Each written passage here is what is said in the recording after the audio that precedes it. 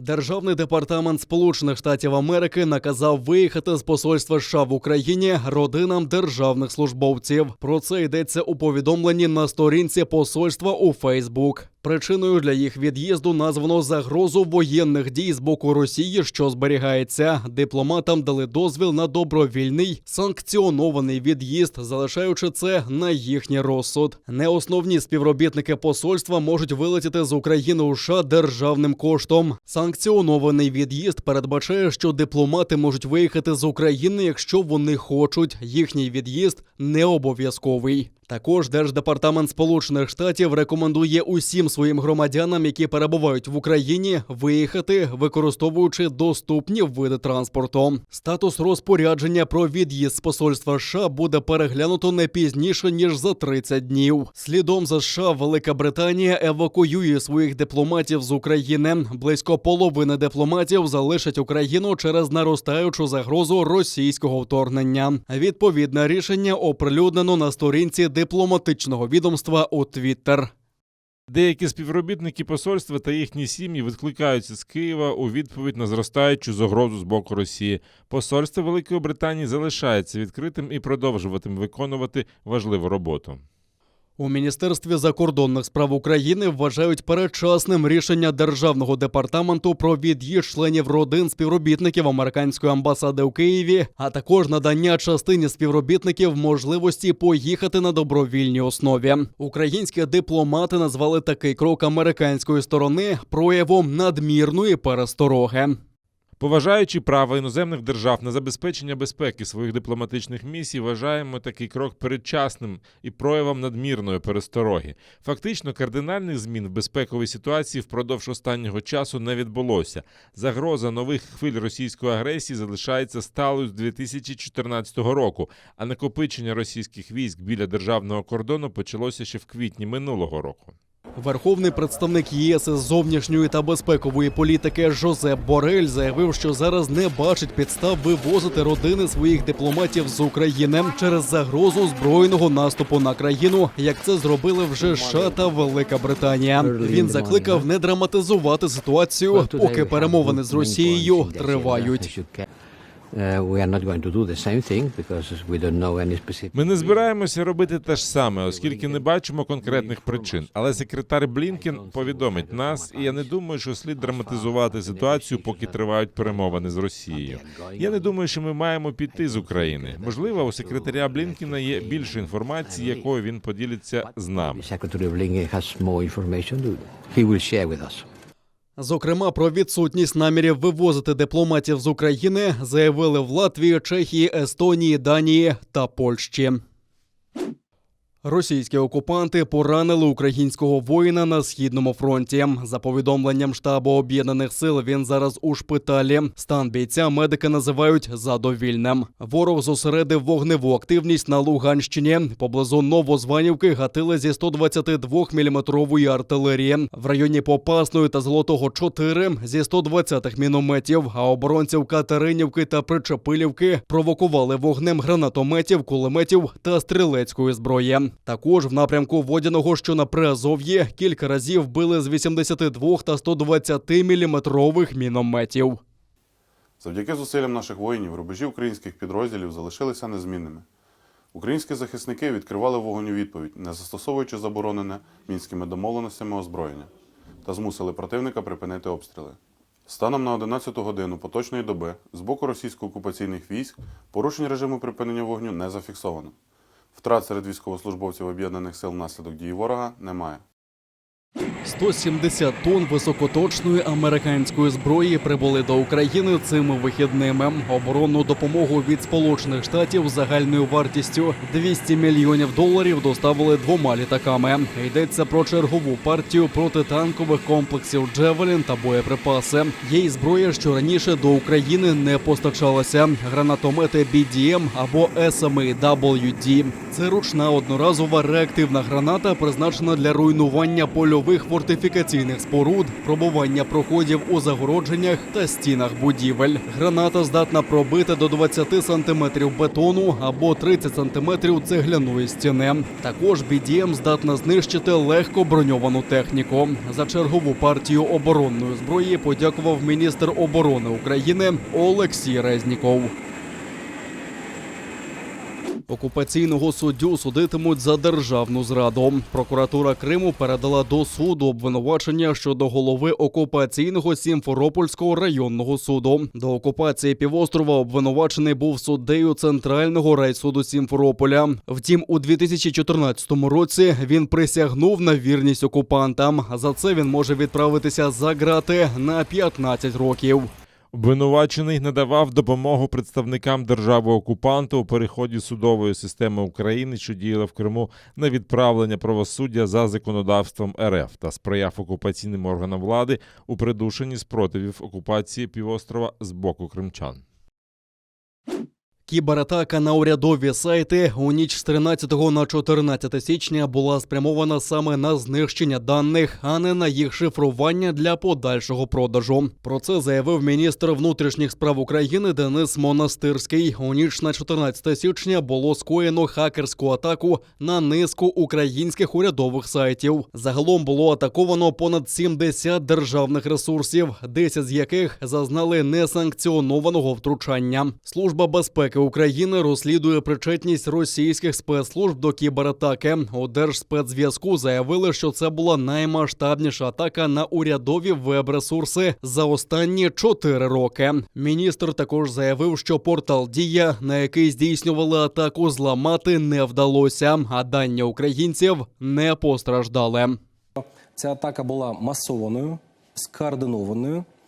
І, як наші фахівці стверджують, кіберполіція, СБУ і Держспецзв'язку, вона не була спрямована на шифрування даних для того, щоб їх потім можна було продати. Про це ми поговоримо пізніше. А була спрямована саме на знищення цих даних. Саме тому я можу стверджувати про те, що ця кібератака була спланована спецслужбами нашої держави-сусіда. Держави-агресора. Можу стверджувати, що самі дані не постраждали, і я це роблю після, власне, всіх висновків, які зчинили наші спеціалісти з кіберполіції. Вони провели аналіз тих даних, які начебто пропонувалися як дані з порталу «Дія», і це виявили зовсім іншими даними. Ця інформація, вона вже була відома, вона пропонувалася і продавалася ще до 2019 року, тому нічого нового в руки зловмисників не потрапило. На майбутній Олімпіаді у Пекіні спортсменам доведеться утриматися від висловлювань, які можуть не сподобатися китайському уряду. Місцевий оргкомітет ігор попередив іноземних учасників, що їм не варто порушувати питання прав людини. Будь-яка поведінка, яка суперечить китайським правилам, призведе до усунення спортсменів від змагань. Попередження прозвучало під час віртуального брифінгу, який організувало посольство Китаю у Вашингтоні. Розділ 2 статті 50 правил Міжнародного олімпійського комітету забороняє атлетам проводити політичні чи релігійні акції протесту на спортивних об'єктах ігор. До того ж, китайська практика придушення дисидентів показує ставлення місцевої влади до подібних акцій. Правозахисники побоюються, що активістів з-поміж спортсменів просто не буде кому захистити.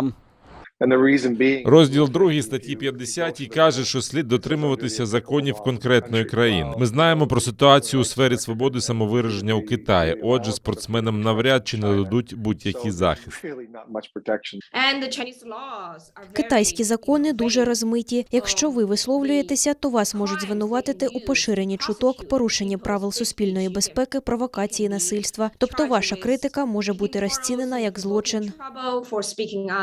Комуністичну владу Китаю давно звинувачують у порушенні прав релігійних та етнічних меншин. Численні звіти та розслідування показують, що в КНР переслідують мусульманську народність уйгурів, а також тибетців, послідовників домашніх християнських церков та прихильників медитативної практики Фалунь-Гунь. Останнім часом багато говорять про існування трудових таборів у регіоні Сіньцзянь. Але політолог Андерс Кор зазначає, що Фалунь-Гунь зазнає ще жорстокіших репресій. Нам треба думати не тільки про геноцид щодо уйгурів, а безумовно ще й про геноцид щодо фалунгун. Ймовірно, це потрійний геноцид, оскільки ще є тибетці. Про репресії у Китаї ще раз нещодавно нагадав американський професійний баскетболіст турецького походження Енес Кантер Фрідом. Він сказав, що хоче влітку відвідати Китай. Однак під час цієї поїздки чи покаже нам влада, як вони знищують тіла після того, як витягують з них органи на продаж, або ж нам покажуть лише пропаганду. Нагадаємо, що Олімпіада у Пекіні стартує 4 лютого. Протидія ворогу та звільнення окупованих земель потребує мобілізації усього народу. Учасники круглого столу єдності Київського безпекового форуму закликали владу і суспільство згуртуватися у протистоянні агресивним намірам Москви. Серед ключових закликів прискорити модернізацію війська та утілити реформи, необхідні для вступу України до Євросоюзу та НАТО.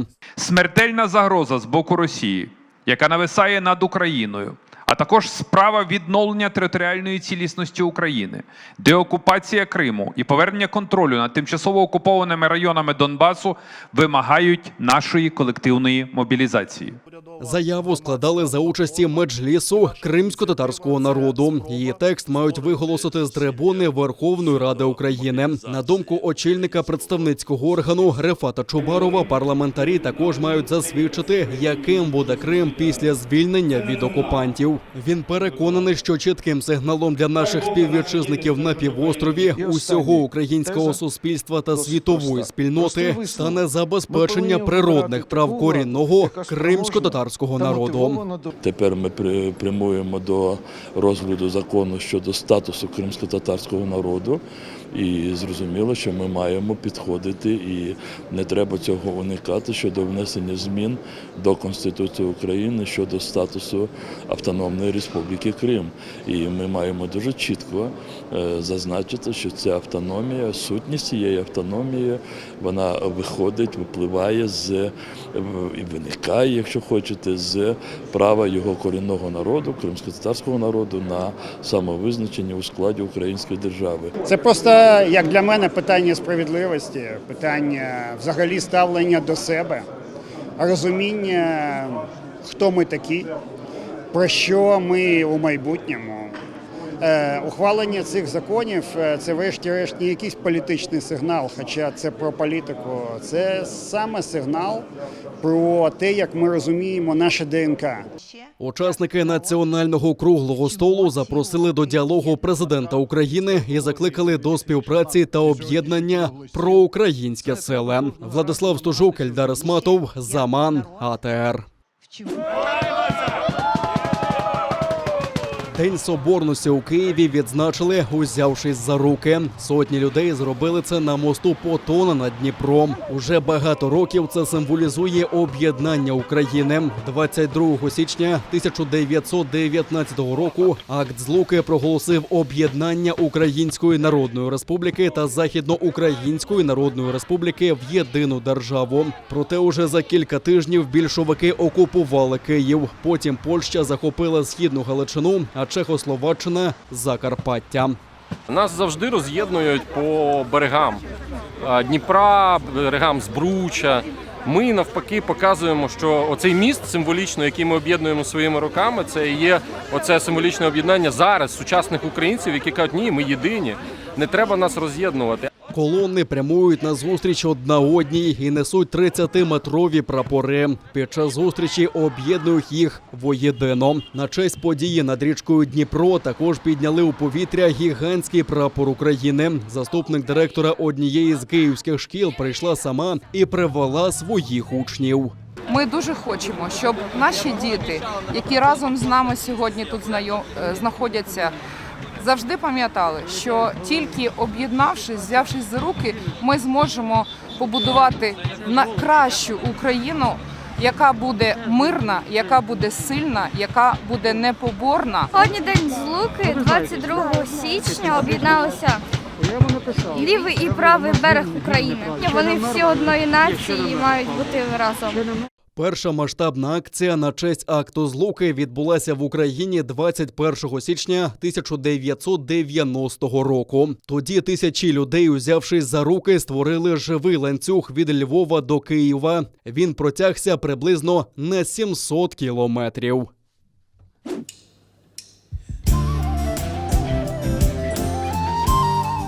Кримсько-татарська співачка Алія Хаджабадінова потрапила до шоу «Голос країни». Своїм співом вона зачарувала членів журі. У першому ефірі сліпих прослуховувань співачка у національному вбранні виконала кримсько-татарську народну пісню «Бахчаларда кестене» «У саду цвітуть каштани». До неї повернулися одразу усі судді проєкту. Алія Хаджабадінова заявила, що хоче надихнути всю Україну, дізнаватися більше про кримсько-татарську культуру та весь корінний народ. Продовжувати участь у шоу вона буде в команді Святослава Вакарчука.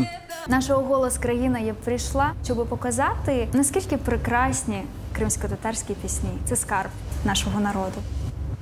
Я втратив мову в кінці, коли ви почали співати тихо. Я, якщо чесно, зразу хотів натиснути, але думаю, дочекаю до кінця. В кінці був такий тихий момент, коли ви вийшли на ці мелізми. Я вже не стримався, тиснув зразу. І виявляється, всі інші теж. Я сподіваюся, що це тільки початок вашого великого довгого шляху тут. Ви чудова. Насправді, свій вибір я зробила вже дуже давно, серцем. Це пан Святослав.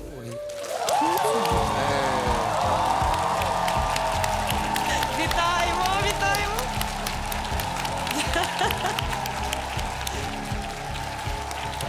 Сонечко. Це наше сонечко.